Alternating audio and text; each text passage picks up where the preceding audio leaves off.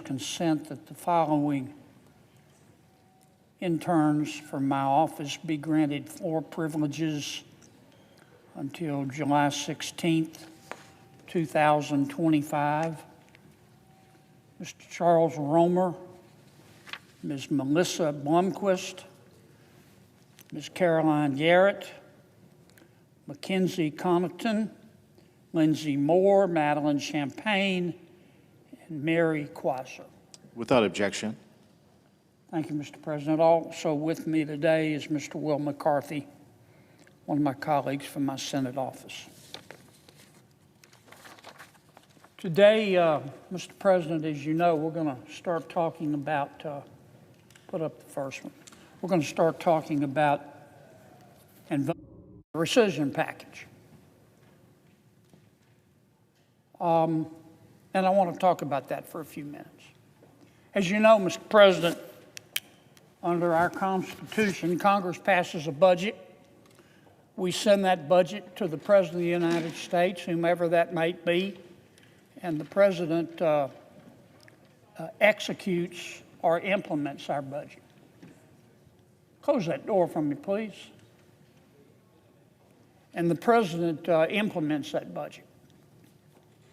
On occasion, under federal statute, the President has the authority, after we have passed a budget in Congress, to look at the budget and say, you know, I don't need all this money to accomplish the goals that Congress established and instructed me to accomplish. And so the President can contact us and say, Congress, I would like you to rescind some of the spending in the budget that you sent to me. It's called a rescission bill or a rescission package. President Trump has sent us a rescission bill or a rescission package asking the United States Congress to cut the budget by roughly $9 billion. And that's what we're going to start voting on today. Now, $9 billion is a lot of money, except when you compare it to the overall federal budget. $9 billion, despite the fact that it's a bucket load of money, is 1/10 of 1% of the federal budget. 1/10 of 1% of the federal budget. It gives you an idea of how big the federal budget is. I think most people, most adults anyway, understand that in life, what you say doesn't really matter. What you say doesn't really matter. It's what you do that demonstrates what you believe. And that's certainly true in politics. And that's certainly true in Washington, D.C. Ignore what anybody in Washington, D.C. says. Ignore it. If you want to understand their behavior, look at their behavior. What in Washington, D.C., as in life, what you do is what you believe, not what you say. What you do is what you believe, and everything else is just cottage cheese. Now, President Trump, whether you voted for him or not, whether you like him or not, ran on a platform of reducing the size of government. And the people elected him. And since day one, the president has been very hard, if you've paid attention to the news, he's been working very hard to reduce government spending. And he's reduced a lot. He started out with the DOGE program with Mr. Elon Musk. Mr. Musk, of course, has left. But the quest to reduce government spending, wasteful government spending, which I call spending porn, continues.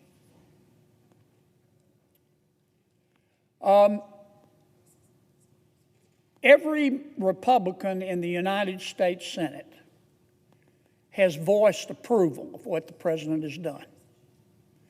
Every Republican, every one of my colleagues, myself included, has said to the president, "Attaboy, Mr. President, go get them.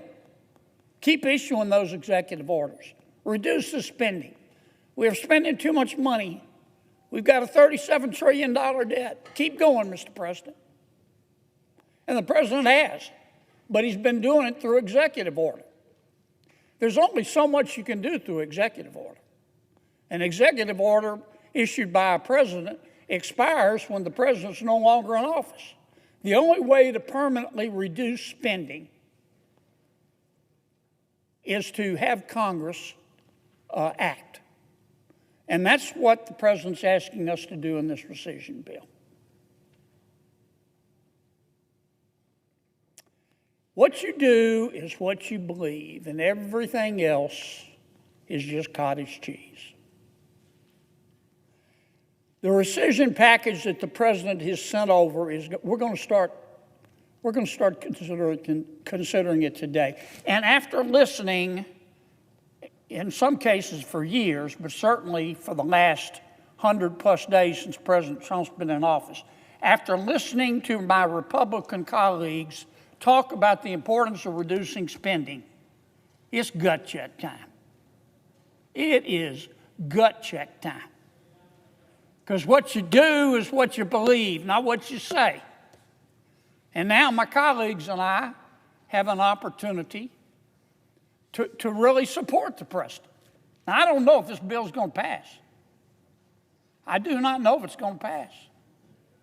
I mean, I've heard a lot of wailing and gnashing of teeth and whining, and civilization's going to melt if we cut 0.1% of the budget, and that's coming from some of my Democratic colleagues.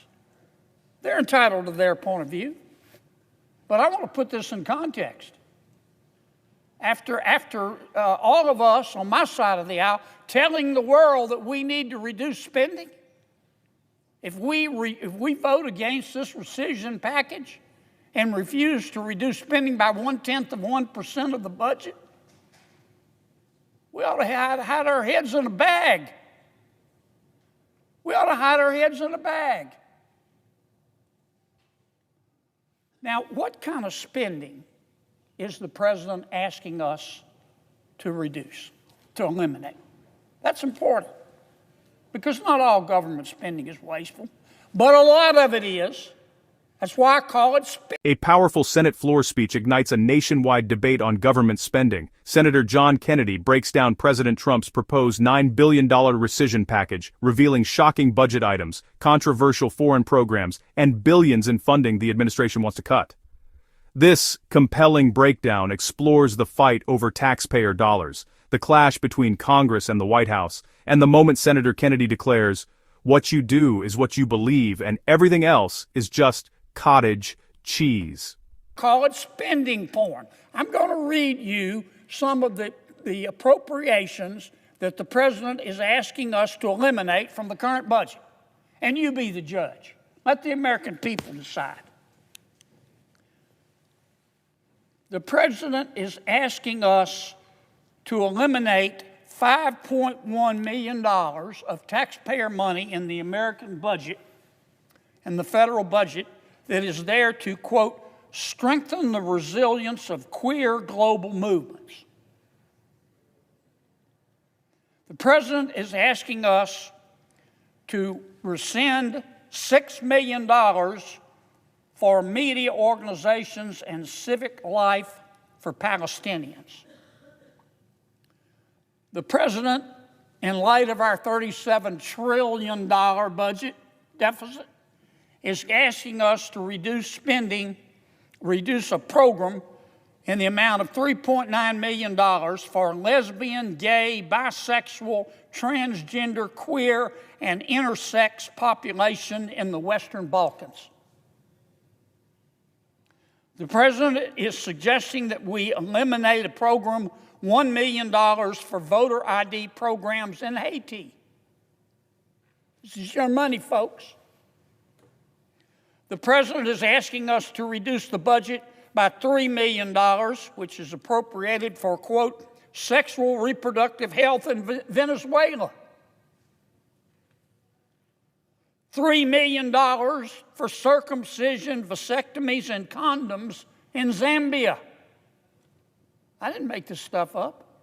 It's in the budget. $3 million for Sesame Street in Iraq. $833,000 for transgender people, sex workers, and their clients in Nepal. $882,000 for social media mentorship in Serbia and Belarus. $3.6 million for pastry cooking classes, cyber cafes, and dance focus groups for male prostitutes in Haiti.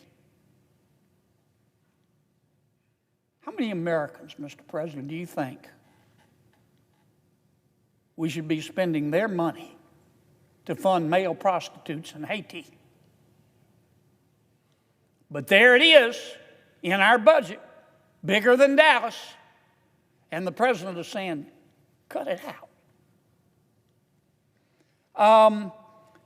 $6.2 million for Venezuelan migrants in Colombia, $500,000 to buy Rwanda electric buses. I love Rwanda. If they want electric buses, they've got a budget. $300,000 for a pride parade in Lesotho. $300,000 for lesbian, gay, bisexual, transgender, queer, intersex advocacy in Uganda. $500,000 for biodiversity in Peru. I could keep going. I could go the rest of the day and the night. Now, I know what you're thinking. How in God's name, on God's green earth, did this spending porn get in the federal government's budget? Why would Congress put it there? Well, I'm going to tell you why. We didn't. When we pass a budget, we pass budgets based on programs or agendas or line items. We don't put in there that we'd like to spend $5.1 million strengthening the resilience of queer global movements. We appropriate money by agency or line item. For example, we might appropriate money for the Economic Support Fund. Or if you look at our budget, you'll see money appropriated for the United States Institute of Peace. And if you look at our budget, you'll see money that Congress has appropriated for migration and refugee assistance. And then this money goes to the bureaucracy. And the bureaucracy takes the money that we have appropriated, for example, to the Economic Support Fund, and they decide to give it to their friends, usually non-governmental organizations, to fund these nonsensical items that I just spent a few minutes reading.